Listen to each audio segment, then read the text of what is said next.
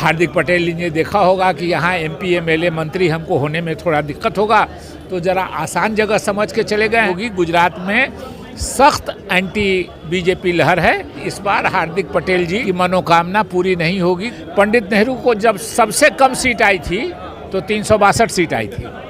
ये समय समय की बात है। अभी तक इस देश में कानून नहीं बना है कि दो पैर वाले को भी हम बांध के रख सकें।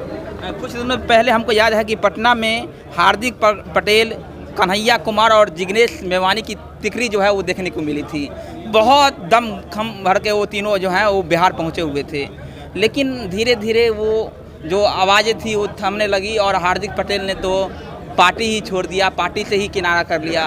तो क्या कहेंगे, कांग्रेस में दही जम क्यों नहीं रहा किसी का? देखिए, कन्हैया जी और जिग्नेश मेवानी जी तो कांग्रेस के साथ पूरी मजबूती से हैं। हार्दिक पटेल जी गए हैं। एक बात बता दिए कि अभी तक इस देश में कानून नहीं बना है कि दो पैर वाले को भी हम बांध के रख सकें। लोग आते जाते हैं, अपना स्वार्थ होता है, अपने भविष्य के बारे में देखते हैं। कुछ लोग देखते हैं कि ठीक है, हम एमपी एमएलए मंत्री नहीं होंगे, लेकिन ये देश बचेगा तब ना कोई एमपी एमएलए मंत्री होगा। कुछ लोग सोचते हैं कि नहीं, हम एमपी एमएलए मंत्री हो जाएं, देश बचे कि नहीं बचे। तो स्वाभाविक रूप से हर तरह के सोच वाले लोग होते हैं।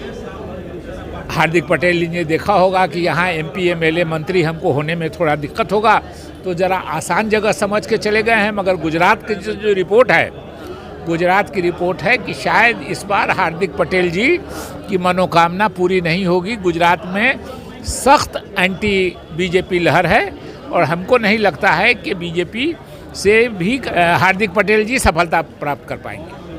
अच्छा, ठीक है, उम्मीद है आपको। ये बताइए कि अहाँ मिथिला से छी और मिथिला में अपन मधुबनी दरभंगा बात करी तो कांग्रेस के अस्तित्व जे छै कनी कनी खत्म भेल जा रहल छै। जनता भरोसा नहीं जता रहल छै कांग्रेस पर। तो आखिरकार केना मजबूत है कांग्रेस?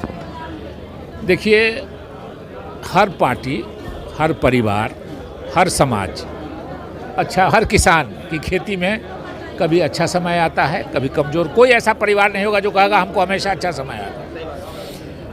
आज मोदी जी को 303 सीट है तो बड़ा गर्व से बोलते हैं। पंडित नेहरू को जब सबसे कम सीट आई थी तो 362 सीट आई थी। ये समय समय की बात है, इसलिए समय होता है। लेकिन अगर आप नीति, अगर आप सिद्धांत को मानते हैं तो आपको उसी रास्ते पे चलना चाहिए। हाँ, आपको लगे कि आपकी नीति और सिद्धांत गलत है तो आप बदलिए। लेकिन अगर जो कांग्रेसी है और जिसको लगता है कि हमारे नीति और सिद्धांत ठीक है तो उसको उस रास्ते पे चलना चाहिए। देर सवेर आपको कामयाबी मिलेगी। झुकेंगे नहीं आप? निश्चित रूप से झुकने का कहाँ सवाल। चलिए, झुकेंगे नहीं। और शकील अहमद को आप सुन रहे थे।